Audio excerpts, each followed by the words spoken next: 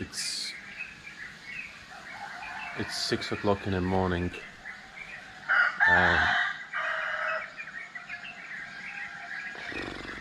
That guy is making noise, and we are going to dive in Liberty wreck. We decided to do it so early because in the morning then you can see the bumphead parrotfishes, and that's something extraordinary for that wreck, because probably you've seen Liberty wreck videos, I don't know, bunches. There's so many videos from Liberty wreck, so we would like to give you something maybe a little bit unusual. Sorry for my look, but it's 6 o'clock in the morning. Okay, let's go.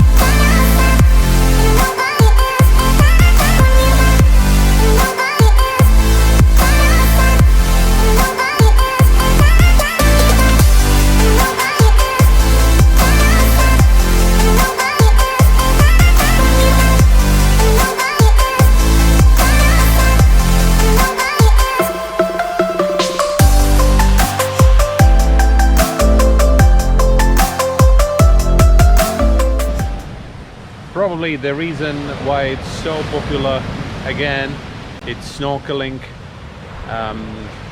As you saw from the video, the wreck is really shallow. The shallowest spot is 6 meters, the deepest spot is 25.